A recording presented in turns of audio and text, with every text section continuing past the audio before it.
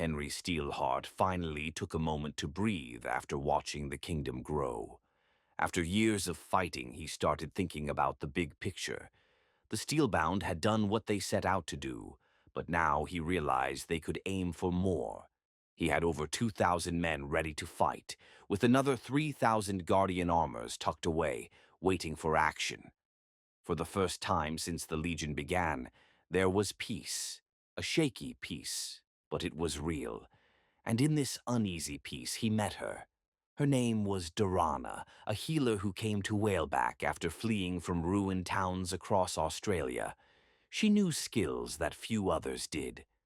Henry first met her when he got hurt in a fight outside the kingdom. She patched him up with steady hands, stirring something inside him that had been gone for a long time. He quickly became fond of her, and she felt the same. He'd often pass by the infirmary just to catch a glimpse of her, not quite ready to say anything about his feelings. He thought about it. Soon. But fate had other plans. One night, Dorana ventured outside the walls to find rare herbs to combat a disease spreading through the kingdom, a disease she was immune to as a local. She went with 8 guardians, but she never came back. Only one guardian returned, battered and shaken.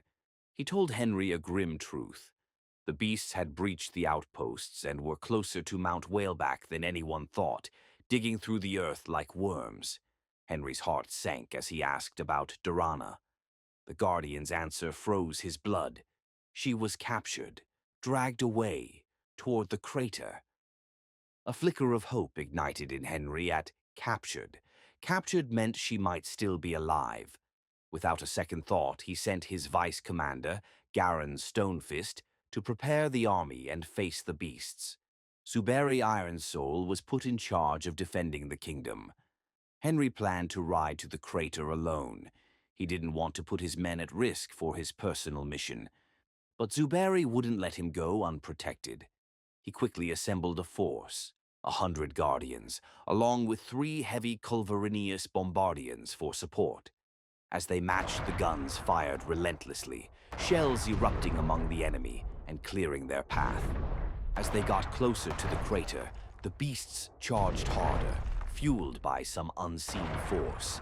The artillery unleashed chaos on the attackers, and then Henry and the Guardians pushed forward, fighting fiercely, swords and shields high, taking down the remaining enemies without mercy. They won battle after battle, but the cost was high. The closer they got to the crater, the more terrifying the beasts became, and the Legion started losing numbers fast. At one point, Zuberi found a torn piece of cloth in the bloody dust. Henry confirmed it with trembling hands. It was Dorana's. That fueled their determination. Henry led every charge.